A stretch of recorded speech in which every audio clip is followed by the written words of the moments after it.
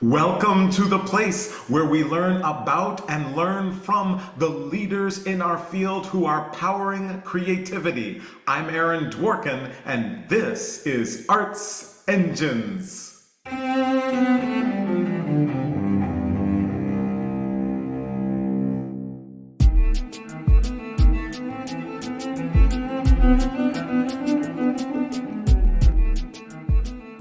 Thanks again for joining me here on Arts Engines. Today's guest is Felecia Kanney, who serves as the Vice President of Marketing, Communications, and Digital Media for the Cincinnati Symphony Orchestra. Felecia, welcome to the show. Thank you so much for having me.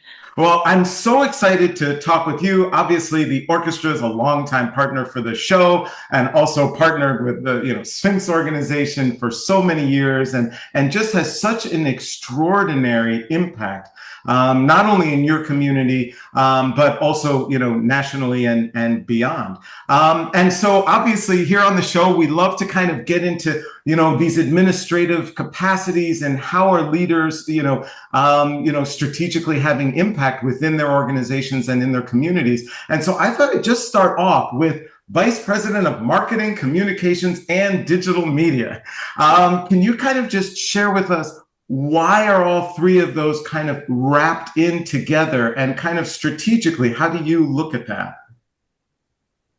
That's a very good question. And I think each organization handles structure differently, and it's connected straight back to the strategy for the organization. At the Cincinnati Symphony Orchestra, we're approaching a pretty pivotal time here at the organization. We've just undergone some leadership changes at the executive level. So our beloved Jonathan Martin, our president and CEO, retired recently. Robert McGrath is our new president and CEO. Very excited for him to take on that role. And coming up in this fall, Christian Macellari is our new music director of the orchestra. So there's a lot of change happening. And at this moment in time, brand strategy is one of the most critical areas for us to focus on and bring closer together. So the external facing areas of our team, marketing, communications, digital, all came together so we can be even more focused than before.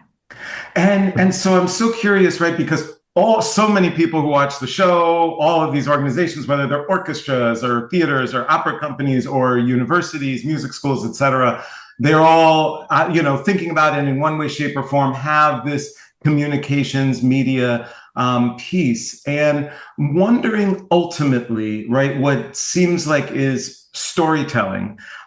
Just kind of curious, how do you view that at the CSO, and how do you tie your storytelling into an identifiable brand for the community? So I'll take a step back a little bit. Branding is one of those kind of intangibles. We don't necessarily control our brand completely. It's really in the perceptions of all of the people who are out there in the world. And it's the unified perception of who we are over time. That's what brand is. So for us as an organization, coming together, marketing, comms, and digital teams, we recognize that storytelling is one of the most special ways that humans connect with one another. But beyond that, it's also a very strategic tool for us to manage change, because there's something about storytelling ever since, when you grow up as a little child, through school, through adulthood, it resonates and it sticks with you. And in times of change, that can further reinforce our brand perception, the stories that we love and we want to share with the world. And the unified telling of that story across all stakeholder groups, across all of our content, that really helps us strengthen our brand messages even more. So what that looks like a little bit here at the CSO is kind of an evolution of systems that we've created. While it's still a work in progress, we've created what we've called this story trust, where we actually have meetings at the company and talk about what are the stories that are surrounding us right now? which stories resonate the most and which stories should we share out into the world. Once we determine that, then we build all of our content to reinforce those stories and make sure that through repetition, through diversity of content, through timing and frequency, all of that combined helps us tell the story of who we want to be and what we are trying to achieve here in our community. Awesome, awesome. And I love especially how you're developing and curating the stories that you tell. All too often, it seems sometimes at organizations, just stories are kind of, coming out and they don't have that sense of curation and strategy that really helps to share the most important messages from an arts institution with its community. So that is awesome. So as you go about this work, right, there are so many who are watching the show who are leaders in their own institutions in one of these areas that touches on or surrounds storytelling.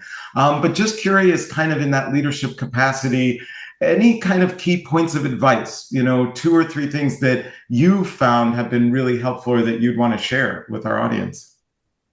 Well, how I consider branding and storytelling for an organization is very similar to what I think about in terms of, I guess, personal brand as well. It's if you ever feel like you are straying a little bit from your core, I highly encourage people to take some time to just recalibrate, take a look at your identity all over again. And if you need, as an organization, refresh your brand and write down your key messages to really pressure test them and see, are they still resonant? Are they still true? Do they help us be who we want to be? And after you ask yourself some of those questions, then you can determine what you need to do to reinforce all of that. Something that's also been helpful for us here at the CSO is stopping doing some of the things that we thought were valuable and moving forward, perhaps not as valuable. So we recognized in our content mix that sometimes we were in this habit of producing content, and then we questioned ourselves, why are we doing this? Why are we pouring this energy and effort into creating this one piece of content? And we realized over time that, maybe we should stop doing that. And if a piece of content doesn't point all the way back to our core values, our organizational beliefs, our mission, and our vision, we should seriously question whether or not we create a piece of content. Totally, totally. No, absolutely. And sometimes it's so hard, I think, for institutions and people to let go of things that you've worked on or developed. And that could be one of the hardest decisions, but one of the most important. So that's fantastic. So unfortunately, we are almost out of time, but I always like to ask of all of my guests, this work that you're doing, obviously it's so fulfilling and you're immersed with this incredible artistry that the orchestra is producing. But there has to be some tough days and days where there might seem like there's obstacles that might not even be able to be overcome.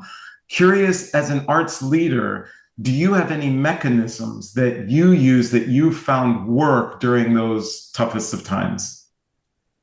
That's a very important question to ask. And I don't know if I have a true solution, but what has at least helped me in some of my toughest times has been, I guess, threefold, has been to, number one, acknowledge what is true about a situation that I'm involved in.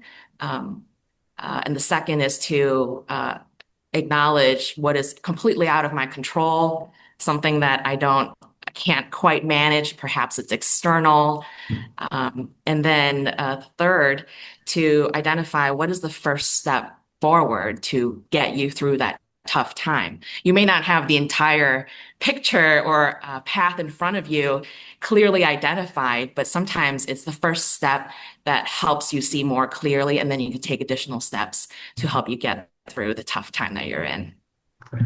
Felecia Kanney, you truly are one of the arts engines who is powering human creativity in our world. Thank you so much for everything that you do and that the orchestra does for our community, for our industry, and thanks for being on the show. Thank you so much, Aaron.